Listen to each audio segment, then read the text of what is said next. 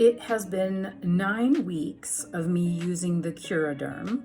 I would say either 2, sometimes 3 times a day. I stopped, so I'm a little over 9 weeks right now, but I stopped at about 9 weeks of using it because I wasn't sure. It felt like every time I was putting it on, it was like making it prevent it from healing. And so this is what it looks like right now. I'm gonna try to find better light for you. There's definitely a red mark, there's an indentation, but there was also an indentation from when they did the biopsy. I am scheduled for a biopsy this Friday. So today is Tuesday. I am scheduled for a re-biopsy in 3 days, keeping in mind that I had micronodular and nodular basal cell. And so I'm really optimistic, of course, a little bit nervous. This is what it looks like. We'll see. We'll see what happens. But if, I think I've been using sea buckthorn oil just because I had some that's been really helpful for my skin in general. So I'm going to keep using that. But of course, if they re-biopsy it, I'm going to have another hole in my head, which is not optimal. But I have to know for sure if the Curaderm got it at all. So that's what it looks like. I'll keep you posted.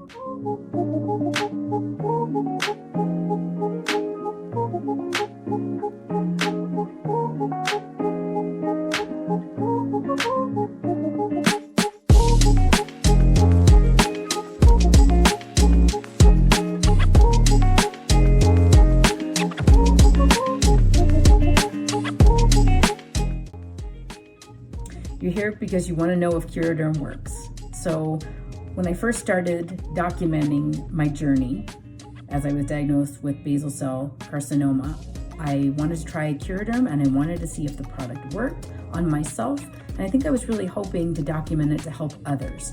There were just a few other videos online, and I really wanted to know for myself if this was going to be an effective product. So this video was meant to help myself and to help you, and is not medical advice. Hi there. I am so excited to share my final video with you on this journey that I've taken to try to address my previous diagnosis of micronodular and nodular basal cell carcinoma. I am thrilled to say after my second biopsy, because I went ahead and made sure that there's absolutely no basal cell carcinoma up here, that it's healed and there is 0. I need to tell you the steps I took because I'm hoping this video might be able to help somebody else and understand the process. So I will start off by saying I did use the Curaderm and I love this product, and I felt like when I told the MOHS surgery scheduling people that I wanted to use this, that they thought I was nuts. They had never heard of the product. And I said, well, there's some research behind it. I recommend maybe looking at it. I said, I bought off the internet, so I kind of sound like an additional weirdo. They've never heard of it. They've never seen it working. And I said, well, let me try to use this for a period of time. And then believe me, give me 2 months and I will go ahead and reschedule for a biopsy. And if it's still positive for basal cell, I will schedule the MOHS surgery. This is skin cancer, so I don't want to mess with this, right? This is something that is cancer and you want to deal with it appropriately. I just wanted to address it from a holistic standpoint. I don't know if I mentioned this before, but I'm a registered dietitian nutritionist. And so I view food and nutrition as medicine. It's our healing properties. And so the fact that I was showing basal cell carcinoma on my forehead communicates to me that my body's immune system is compromised in some way and needs some support. My worry was just that if I was going to have the MOHS surgery and they just take off this one little spot and I haven't addressed the root cause, that who's to say 6 months, a year from now, I've got a new one here and here and here and here. So my thought was trying to address this from a very holistic standpoint, since our skin is our largest organ and can be a telltale sign of trying to communicate with us that we've got to support the body better with nutrition, with supplementation, and just trying to boost our immune system so that it can remove those damaged cancerous cells. So Curaderm, absolutely wonderful product. I'm going to start off with the B vitamins. So I decided to go into the doctor's office and I wanted to have my B12 and folate checked. I'd never had them checked before, but I wanted a serum or a blood draw checked, as well as a vitamin D. Oddly enough, I was low in B12. I've never been checked in B12. I'm not a vegetarian or vegan, which is the common reason why you would see a B12 deficiency, but I was low, and she recommended supplementation. I worked with, knowing my own self, but working with an applied kinesiologist, healthcare practitioner. I wanted to know what was the most absorbable B vitamin. And so methylated B vitamins are better absorbed. And I'm going to put the research behind why they're better absorbed. I used a B12 spray that was by Quicksilver Scientific.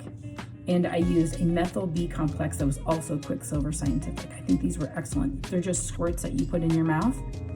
They were effective. I'm going to have my B12 checked in a couple weeks. I'm not gonna lie, I didn't love the way these taste, but I don't want basal cell carcinoma, so buck up, buttercup, and use. I thought they were great. I feel like it really met my needs.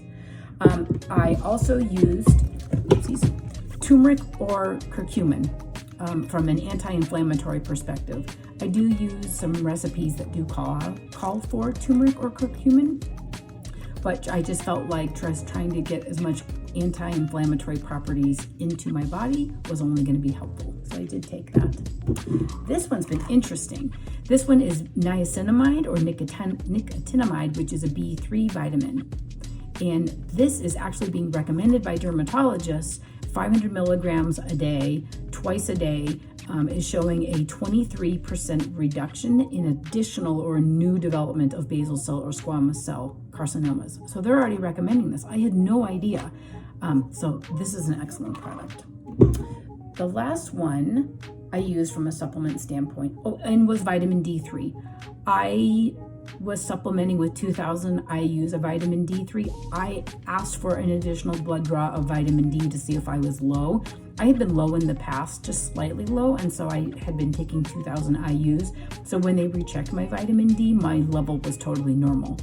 It would be good to check your vitamin D level because your healthcare provider might see that you might need a really large dose of vitamin D to get it up to par. So a common big dose would be a 5,000 IU, or 50,000 IU dosage. But leave that up to what is needed for your body. Let your blood work guide the amount of nutritional supplementation. So I don't recommend you fully use all the supplements I'm using unless you have been checked specifically on those B and D vitamins. But I was actually low, which helped to sort of guide how much I needed. Cat's claw. This is one I wouldn't have come up with, and that my practitioner Cindy recommended. It is to stimulate the immune system. The only contraindication I would say is if you have an autoimmune condition already, that would be a contraindication, which might actually make things worse. So if you had like lupus or rheumatoid arthritis, Hashimoto, something like that, just check it out. But for me, I don't have an underlying autoimmune condition, and I really felt like it was therapeutic. This one tasted fine. It was fine. It was again is this a Quicksilver? No, it's just cat's claw. But I'm going to put it in as the one that I'll give you the product name that I use. But I really liked it. I'm going to continue to finish off the bottle, and then I'm going to stop the supplementation and just try to eat well. That being said, I haven't mentioned a thing about diet. Recommendations are going to be try to reduce your added sugar as much as possible. Sugar has some documentation, some research behind it that is linked to kind of feeding the cancer cells, and so not wanting to do that. Instead, you want to be nourishing and feeding your body lots of fruits and vegetables. Those colorful fruits and vegetables are we're going to have a lot of those antioxidant benefits. Mushrooms in particular have a lot of research behind their immunity as well. Turkey tail, cordyceps, that type of thing. So low alcohol, that's not going to help your immune system. Don't smoke. Lots of fruits and vegetables, low sugar. Meat is fine. I do think if it tends to be grass-fed, organic meats are going to be healthier, cleaner. Wild fish organic dairy if you can afford it. If you can't, that's not where I'd want you to focus. I would say just your goal is as many plants as possible. Your plants are magical, and that was really what, the more plants you can take in, the better. The lower the sugar, the sweets, the cookies, cakes, candies, donuts, pies, can't even say it, sugar. Try to minimize it as much as you can. Increase your fiber, and just try to do your best to eat well in general.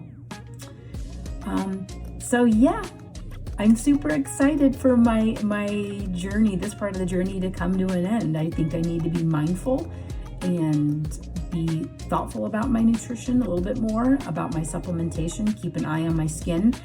As far as products that I use topically, I'm gonna butcher this. I think it was called tamanu oil. I chose to use frankincense oil, again, because I researched the heck out of it and saw that frankincense oil as an essential oil, you can buy it already combined. I think I have it upstairs. Frankincense oil, but it's something similar to something like this, where it's an organic. This is eucalyptus oil, but it's already in with a carrier oil, and I use that on my forehead. I do have a bit of a divot in my forehead where they've taken 2 biopsies and probably using the Curaderm, but for the most part, you know, you put a little bit of makeup on it and it's fine, and I'm hoping just the skin tissue comes back to look normal. Super excited to hear how your journey goes, but that's mine. And this Curaderm product is legit. It's a great product. I do recommend the other pieces potentially to support it. Again, I wanted to really address the root cause. I think the Curaderm is trying to go in as far as it can, address those underlying cancer cell roots that it's making, but I wanted to address my personal immune system, my skin health, to say this doesn't happen in another area of my body, because I do think there's a little bit of research to show that when you've got basal cell, that increases your risk of developing other types of cancers. So let's address the root cause so that we're not having to address other types of issues. So good luck.